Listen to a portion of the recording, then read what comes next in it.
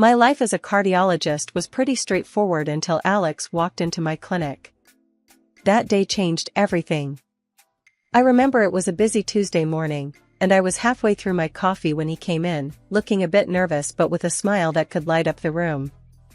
"Good morning, Dr. Smith," he greeted, extending his hand. "I'm Alex. Here for the 10 a.m. appointment." I shook his hand, noting the firm grip. "Nice to meet you, Alex.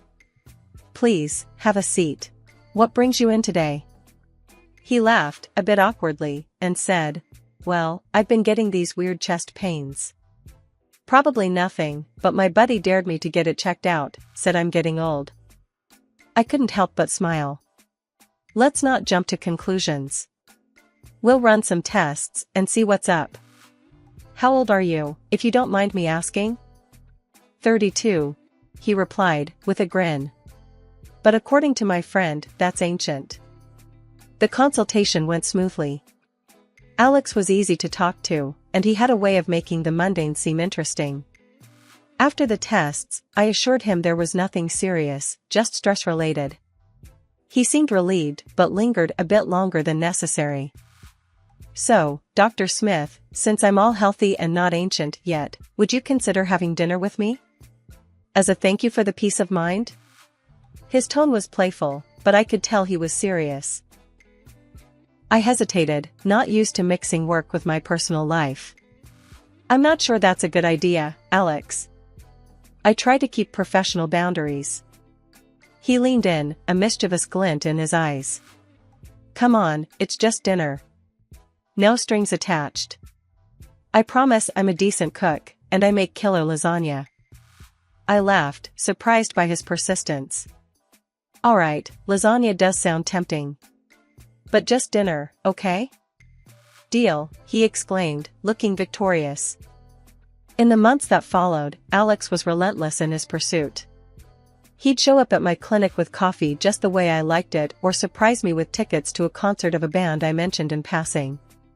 His charm was undeniable, and his attention, intoxicating. 6 months into our whirlwind romance, he popped the question in the most Alex way possible, during a hike, out of breath, and with a ring that was slightly too big. "Erica, I'm probably going to regret this tomorrow when my muscles are screaming, but I can't wait any longer. Will you marry me?" he asked, panting and kneeling on one knee. I laughed, tears in my eyes, both from the joy and the absurdity of the moment.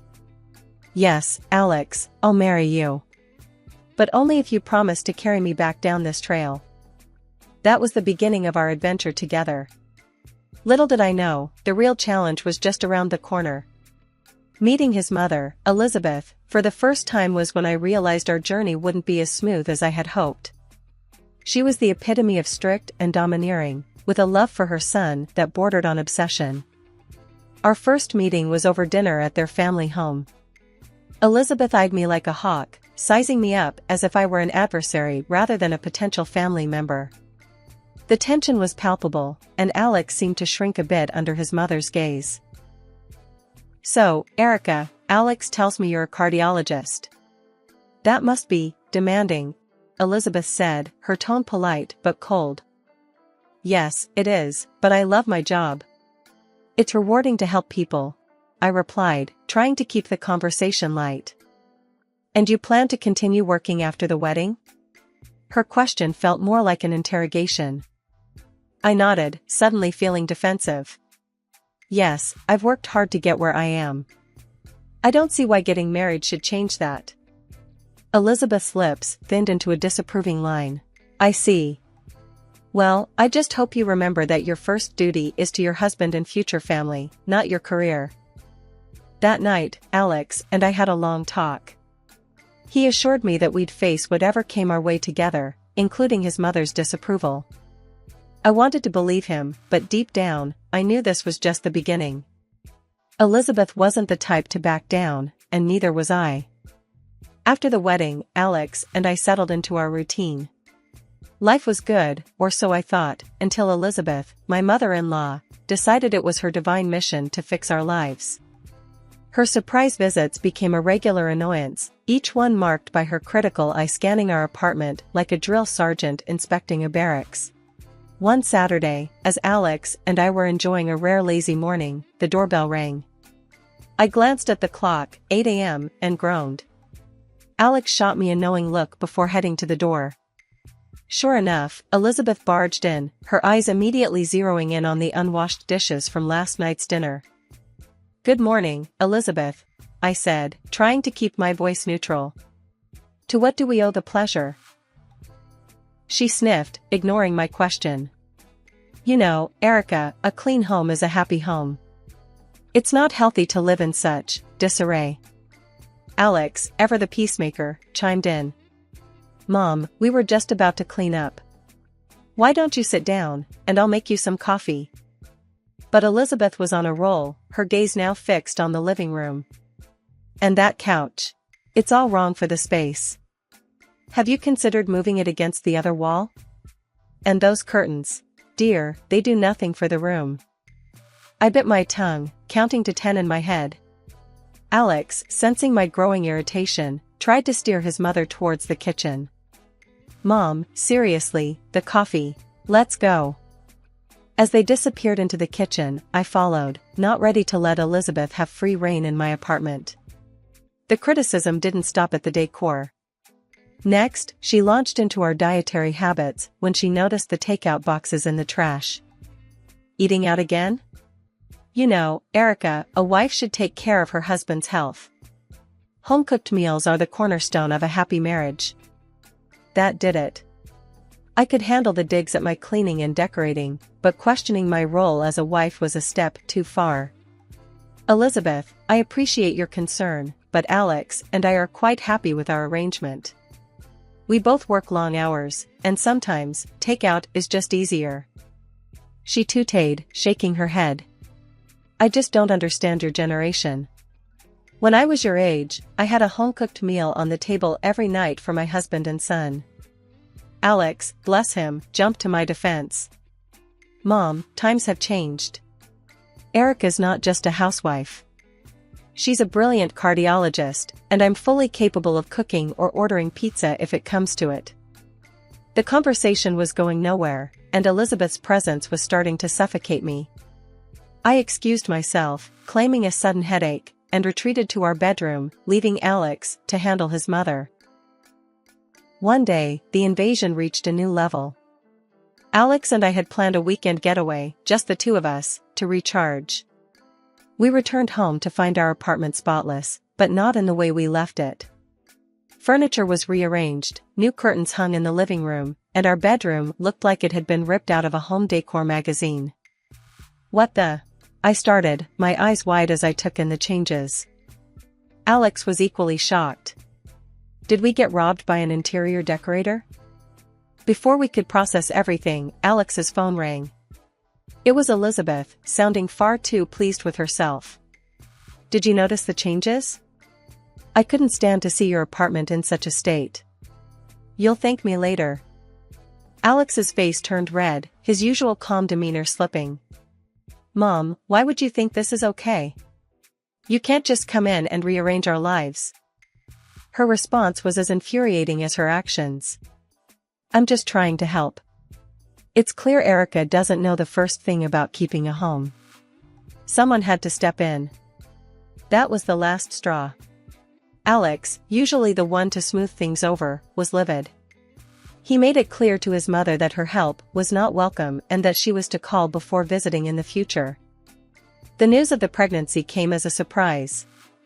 Not an unpleasant one, but a surprise nonetheless. I remember staring at the test, my heart racing, until Alex found me in the bathroom, my face probably a picture of shock and awe. "What's up, babe? You look like you've seen a ghost," he said, leaning against the doorway with that easy smile of his. I handed him the test without a word, watching as his expression shifted from curiosity to outright joy. "Seriously? We're gonna have a baby?" he whooped, lifting me off the ground in a tight hug. "Yeah, seems like it," I managed, the reality of it all beginning to sink in. We decided to tell Elizabeth and Alex's dad, Robert, over dinner at their place. Predictably, Elizabeth's reaction was intense.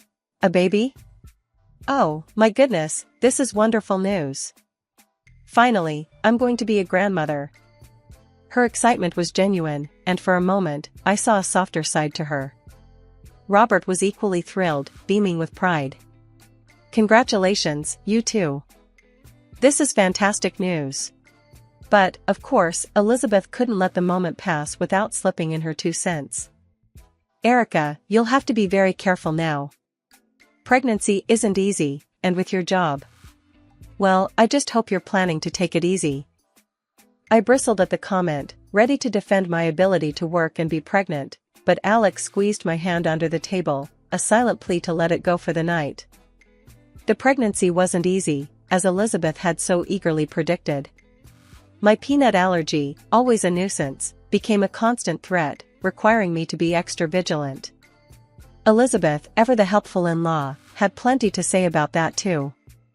During one particularly difficult week, when I was feeling run down and tired from juggling work and pregnancy, Elizabeth dropped by unannounced, as was her habit. Erica, you look exhausted.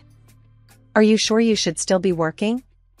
A woman in your condition needs to rest, she clucked, eyeing me like I was a fragile piece of china. I sighed, not in the mood for a lecture. Elizabeth, I'm fine. My doctor says it's okay to work, and I need to stay active. But your allergies, dear.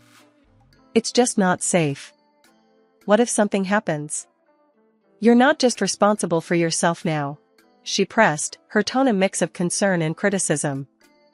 Alex came to my rescue, walking into the room with perfect timing. Mom, Erica's a doctor. She knows what she's doing. Let's not stress her out more, okay? Elizabeth huffed, clearly not convinced, but dropped the subject. Her concern was touching, in a way, but suffocating. I was a cardiologist, for crying out loud. I knew how to take care of myself and my baby. When we found out we were having a girl, Elizabeth's excitement reached new heights. A granddaughter. Oh, Alex, we must start planning the baby shower immediately. And the nursery. Erica, have you thought about the nursery? After Emily was born, I took a year off to be with her, which was amazing, but also isolating. I missed my work, my colleagues, and the part of me that thrived on helping others. So, I decided it was time to go back, at least part-time, which meant we needed a nanny. The plan seemed simple enough until Elizabeth caught wind of it. She showed up unannounced, as was her way, her face stormy the moment I opened the door. A nanny? Really, Erica? You're going to let a stranger raise our Emily? She practically spat the words out, her disdain for the idea palpable. I sighed, bracing myself for the inevitable confrontation. Elizabeth, it's not like that. I'm going back to work part-time. We need someone to watch Emily, Anne. And what? I'm not good enough to watch my own granddaughter. She cut in, her voice rising with each word. It wasn't that she wasn't good enough, it was just that. Well, Elizabeth and I had our differences, and the thought of dealing with her criticisms on a daily basis made my stomach turn. But she was family, and deep down, I hoped this might bridge the gap between us. Look, if you want to help, that would be great. But we're going to do this my way. I can't have you undermining me at every turn, I said, trying to sound more confident than I felt. Elizabeth's eyes narrowed, but after a moment, she nodded. Fine. But I expect to be paid like any other nanny. That should have been my first red flag. Paying Elizabeth felt weird, but if it kept the peace, I was willing to try it. However, peace was the last thing it brought. Every day, I'd come home to a litany of complaints. You're out of laundry detergent again, or, I had to throw out that stale bread. Don't you ever clean out your pantry? It was relentless.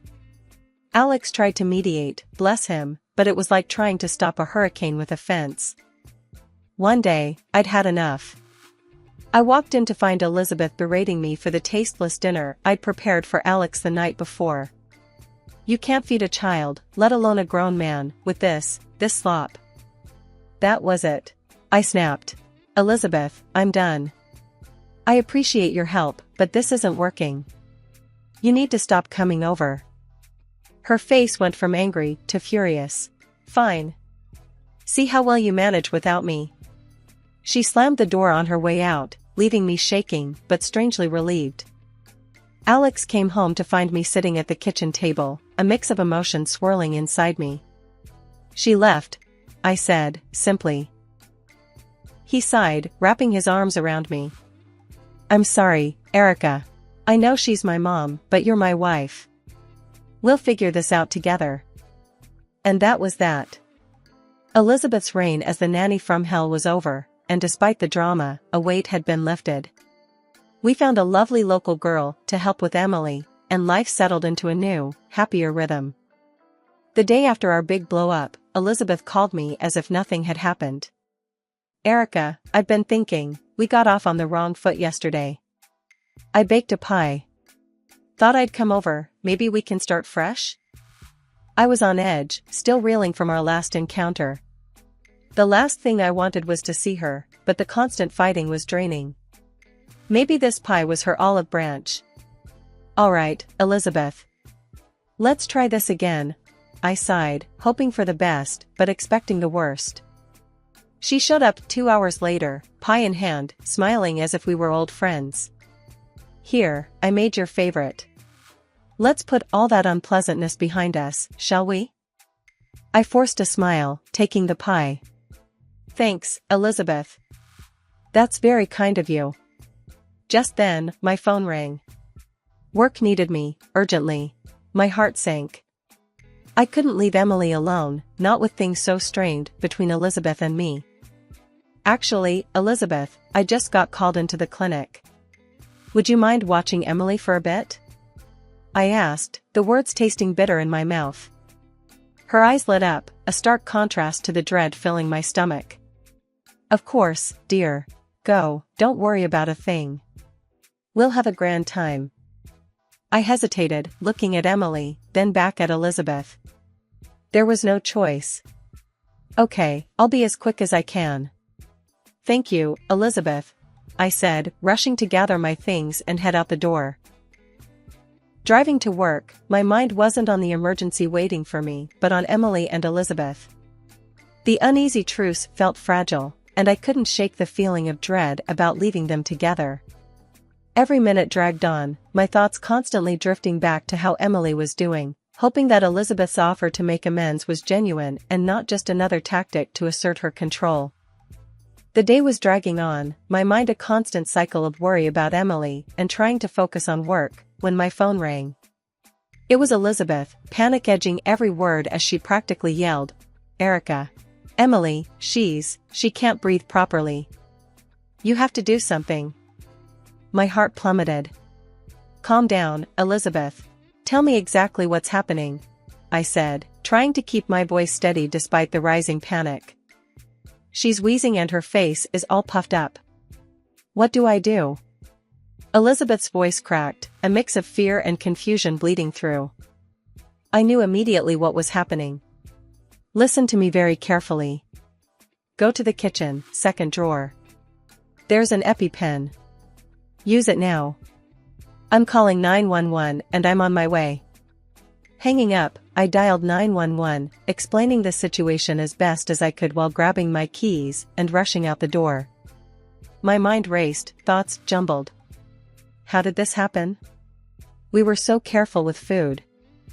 I made it home in record time, finding the paramedics already there, attending to Emily.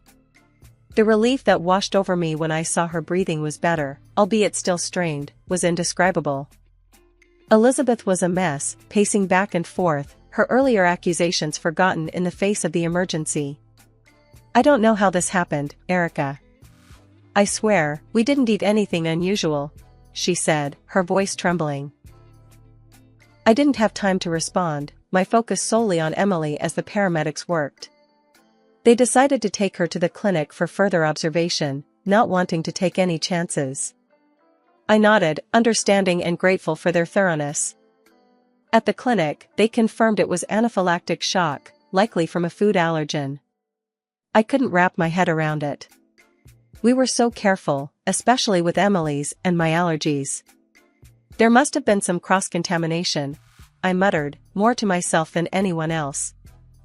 Elizabeth was quick to defend herself. I didn't give her anything from the list you gave me. You have to believe me, Erica. I'd never put Emily in danger. I was too tired to argue, too relieved that Emily was okay to hold on to anger. We spent the rest of the day at the clinic, Emily gradually returning to her usual self, though still a bit groggy from the medication. That evening, after the longest day of our lives, Alex and I sat in the living room, holding each other, grateful for the quiet and that Emily was safe in her bed.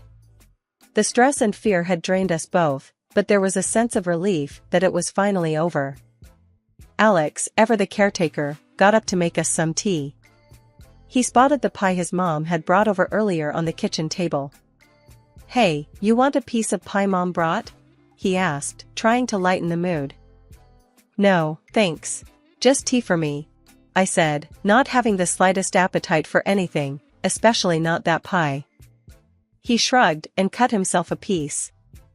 That's when he noticed something that stopped him cold. "Huh, looks like someone already had a bite." Then he took a bite, chewed thoughtfully, and his face changed. "Wow, that's a strong smell of peanuts." My heart stopped. Peanuts. The reality hit me like a ton of bricks. "Alex, that's it. The peanuts. Your mom, she knows I'm allergic. And Emily." I couldn't finish the sentence, the implication too horrifying to voice fully. The next day, we confronted his parents. The tension was palpable as we laid out the accusations. Alex, usually so calm, was shaking with anger. "Mom, did you put peanuts in that pie? You know Erica and Emily are allergic. What were you thinking?" His mother's face was a mask, but her eyes, there was something in them that chilled me. I just wanted to make a pie. I didn't think. But Alex wasn't having any of it. Didn't think? Or didn't care? "You could have killed our daughter." That's when his dad stepped in, his voice thunderous. "Is this true? You endangered your granddaughter? I can't believe this. I'm calling the police." And he did, right there and then.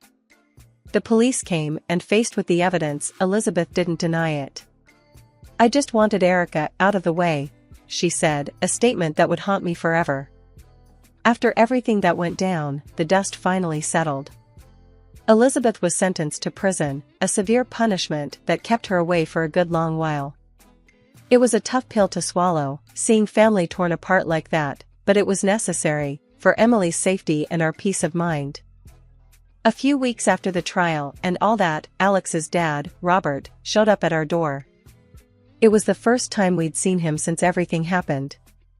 The man looked like he'd aged years in just a few months, weariness etched into every line on his face. He didn't waste any time, just got right to the point. "Erica, Alex. I'm so sorry. For what Elizabeth did. I can't even begin to. I just never thought."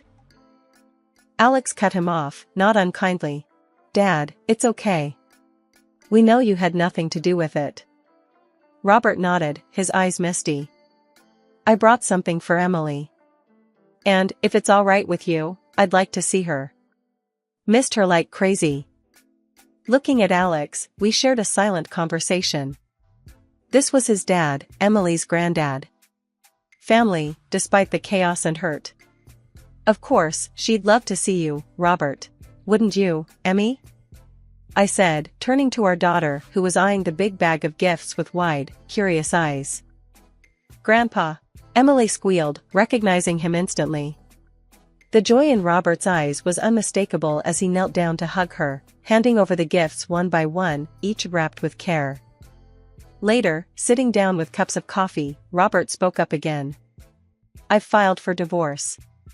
Can't stay married to someone capable of, well, you know.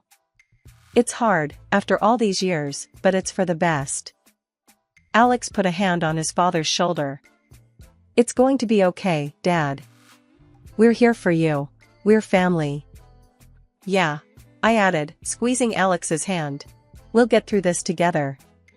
And hey, Emmy's got her grandpa back. That's all that matters. Robert smiled, a genuine, relieved smile. Thank you, both of you. Means the world to me. I just want to be a part of your lives, and Emmy's. Make up for lost time. And that was our new beginning. A fresh start, not just for us, but for Robert too. Life had thrown us a curveball, but we'd caught it, and now, we were moving forward, together.